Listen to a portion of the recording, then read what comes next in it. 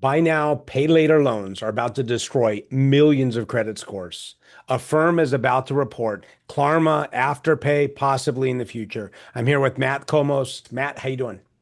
Good, Phil. How about yourself? Good. So All this is right. a this is something as people in the credit industry, you've worked for the credit bureaus. You Yeah. you you consult for them now, consult for banks and lenders. Buy now, pay later is too easy to get. I mean, it's everywhere. And It, it's just yeah. it's an avalanche coming down. And I feel like we're all about to get blindsided on this. And I love your opinion. Yeah, I think so. To your point, I mean, it's probably one of the fastest growing financial products that I've seen in decades, right? In terms of its uptake and availability. I saw a study not too long ago that I think it estimated like something around over 100 million consumers have utilized buy now, pay later in the last 2 years. Yeah. Um, so yeah, it's very easy to get. Now, some consumers are using it for convenience, right? It's there at checkout. They've made it very easy for that consumer to Yeah. plug and play and just boom, okay, I can spread it out in 4 payments. I think it's important though to understand, right? With buy now, pay later, there are different forms of buy now, pay later. Some are interest free, some charge interest, some Mm. spread it over 4 payments, some spread it over 6 or 12 months, right? Which Mhm. now starts looking like an unsecured personal loan.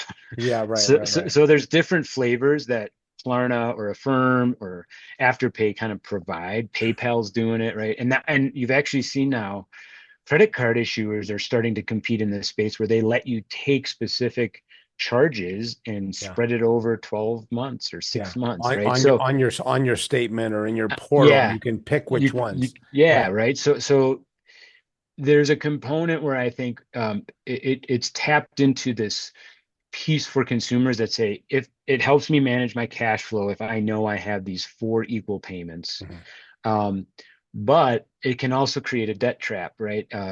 Without I a was, question. yeah, I mean, I was sharing with you, I was just reading an article 2 weeks ago in New York Times Magazine about a consumer that found themselves into, $50,000 worth of buy now, pay later debt after, yeah, they're just because it Wait, became, yeah, but how's that happen, Matt? I mean, like she couldn't go out and get a $50,000 credit card. She no, couldn't get a $50,000 line. Like, no, what are these people thinking? Like, what is buy now, pay later? Like, it's too automatic.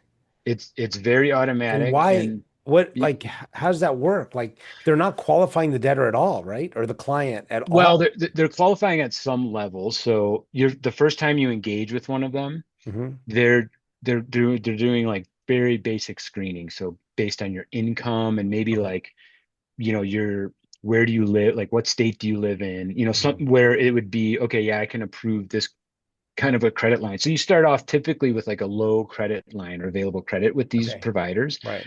What they do, and this is one of the downsides of them not reporting credit data, because they also aren't pulling credit data on these Right. consumers. Right. Um, they model the past payment behavior, right? But because they're not seeing credit data, they're actually not really getting the full picture of that consumer's wallet. And so what ends up happening is, this story described how this woman like started out with $1,000, with one of the buy now, pay later providers. Right. Because they were paying on time and showed good performance, that grew to over $12,000, Hmm. over a period of time. So a lot of the buy now, pay laters, what they're doing is they're assessing your payment behavior with them. And as long as you're making good payments, you continually get those lines of credit increases. Now, what happens is if you've got, you know, different providers. So you've got these buy now, pay laters with a bunch of different providers. All of a Hmm. sudden, you can find yourself $50,000 in debt, right? So, And so, yeah, yeah. it's scary. I mean, So who it's takes the wild. hit if she stops paying? Like with the buy now, pay later, let's just go say someone goes to fill in the blank, X retailer and buys Yeah, a $2,000 product and pays it over 6 months. Does the retailer get paid out X% upfront? Is that what yeah. happens? Like typically, they're likely getting the full amount of that product Okay. minus maybe some fee. you Okay. know, Really? So we're talking like 95% or 96%? 98%, yeah, whatever it is. Yeah, Oh like my there's some, God, are you kidding me? Okay. no, I mean, So who that's takes the hit when they don't pay? the buy now, pay later lender. Yeah. So that's, Oh my God, are you kidding me? This is going to be this is going to rock credit scores, man. I mean, come on. potentially. Now, and let me tell you why. Okay, tell Well, me. Yeah. first of all, I think it's going to take a bit of time to incorporate this information. If these buy now, pay later lenders are just starting to report, it's going to take time for FICO and Vantage Score to incorporate these data into their models. You know, they typically look at 2 to 3 years of data to model off of, and then Okay. performance data, right? So it's 2 to 3 years of like originating loans, and then like you need to see a performance window, like how do they perform on those loans, right? And what ends up happening is if FICO is building, let's say, a mortgage model, Mhm. they're going to incorporate, okay, did buy now, pay later trades tell me that you were more or less risky, right? Got it. I would guess in some cases it will point to a more risky consumer. In other cases, it'll point to a less risky consumer because they're handling those Mhm. obligations. Right now, the challenge is there's no visibility to any of it, right? And that a lot of the lenders that are non buy now, pay later lenders have been pushing for this reporting because they're saying, hey, there is this information in the system that we're not seeing. Yeah. And so it actually like limits they have to be tighter on their risk if they don't know if a given consumer has a bunch of buy now, pay later debt. Now, the challenge is, and this is why this has taken so long, if you think about a buy now, pay later loan, it's repaid in 2 week increments typically. So let's just say a typical pay in four type of product. You're paying it every 2 weeks. It's split into four equal payments. You put Mhm. the down payment, an initial payment down today, and then you have three more payments left. Well, and this is archaic, there's a standardized reporting that the bureaus utilize. So when Citibank and Discover report their data, they follow what's called Metro 2 format. So Metro Okay. 2 is just a standardized reporting format. Mhm. Up until now, it hasn't accounted for these types of loans. These haven't existed. So Mhm. there wasn't an effective way to actually report the loans. And there's been a lot of discussion around, okay, to your point, if this consumer has X number of buy now, pay later loans, or I'm seeing these multiple payments, we want to ensure that it doesn't over index and hurt the consumer, Right. by looking like, oh, they've got 13 unsecured personal loans, Right. Right. so if it was just treated like an unsecured personal loan, that would have a detrimental effect. So actually, the way the That's yeah. bureaus and the industry have gone about it has been to ensure, and I can tell you this from working at TransUnion, I was part of some of these discussions. It was to ensure that consumers did not actually get their credit scores destroyed because we were very cognizant of the fact that these were There's very, important tools for consumers, but right. we also you don't want to have this type of event that harms, consumers en masse. Yeah. So yes, they're important tools, but I mean, you put the wrong tool in the wrong person's hand, it can hurt Yes, you. I mean, like of there's course. guardrails. The guardrails should be in place. And I mean, that's my biggest concern. My biggest concern is just too easy, Yeah. right? Well, Right. and But that's where I think, so one of the kind of draws of the buy now, pay later product in the last number of years, if you've seen the advertising and stuff is, hey, no hit to your credit, right? It's because they weren't reporting. mhm, That's now going to change the dynamic because they're going to start reporting. And part of that is so that we talked about this previously, the bureaus utilize what's called a give to get model, right? right. So for you to be able to use the credit bureau data, you have to provide it. And so now that they're going to start reporting, they will also likely incorporate credit data into their Yeah. scores, into their risk strategies. So, I so mean, those will be some guardrails that they're going to be I'm putting in place. the reality is the only reason why they want to start reporting because they want to get the model. Like they want to be more profitable. Like they wouldn't be, if everything was kosher, everything was fine, they probably wouldn't be even asking for it, right?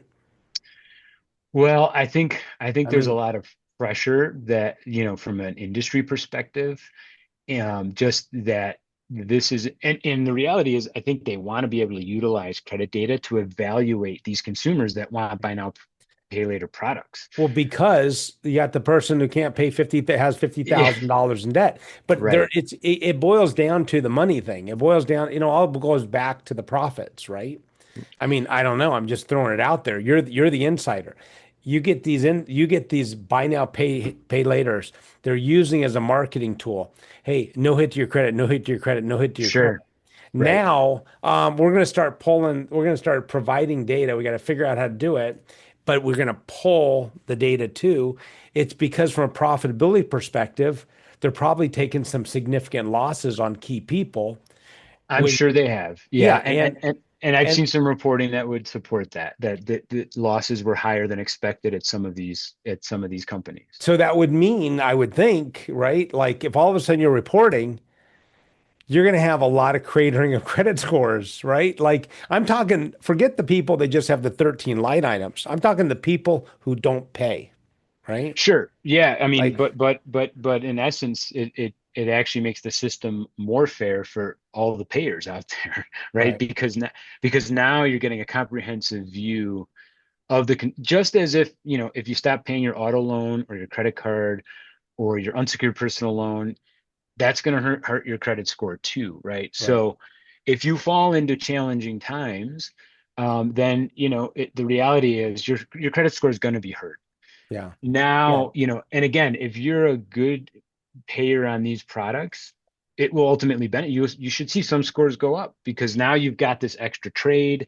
You're showing good payment behavior on it, right? So, yes, some credit scores will go down, but others will go up. And that's just the inevitability of adding this kind of new data into the ecosystem.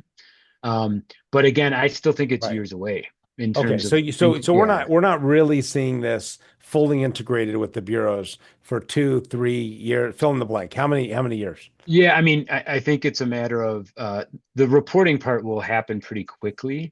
It's more of the ability to incorporate into credit scores itself. Like that's going to take time because, there has to be some amount of this reporting ongoing for a while. You have to have significant volume, right? So Mhm. as an example, you never want to necessarily build a credit score on just one provider's data because it's very biased to that Right, right, provider. So you need all of, or the majority of the buy now, pay later lenders to be reporting first. I don't, one way to kind of go about it would be pull historic data and you could build the scores on that. But all those providers need to agree to do that, right? That's a Yeah. Herculean effort That's to a like, lot of work. yeah, Yeah. it's a lot of work. So my hypothesis is what we'll see is they'll start reporting within probably the next 3 to 5 years. You'll start seeing credit scores incorporating. Maybe the credit score companies will have a fast track to some of that. I don't know. We'll see. And it's one thing to keep in mind, right? They're building these scores for different risks, right? So for auto or mortgage. So one component would be, can I assess the risk on a buy now, pay later trade itself? So like, you know, that's one's, a score specific to buy now, pay later, but then incorporating the buy now, pay later data into kind of predicting mortgage risk or auto Right. risk, it's going to take some time. So I don't Yeah. envision this necessarily impacting scores as quickly as it seems, but it's something to be aware of, especially if, as a consumer, you're a user of buy now, pay later loans. You know what's going to happen is the Klarmas, the Afterpays, these companies are going to partner with like a Capital One that already have the data, and they're going to start analyzing in real time and start. It's gonna they've got to if they're taking the losses and they've got to get more efficient, they're going to figure out a way to get more efficient now to not take the loss. Well, yeah, I mean, they're gonna start in kind of rebuilding and assessing their own models that they've Right. built, right? Those are their internal scores, Right. Right. Right. which Right. many lenders use. They have all custom scores. But again, the generic FICO Vantage scores, I think that's going to be a longer time frame. So Got it. agree, right? If you might get approved by Klarna today, but you might not tomorrow. Yeah. That Right. is that is a potential. Yeah. Matt Komos. OGMA Risk and Analytics. Matt, good to see you as always. Good to see you, Phil. Thanks so Bye. much.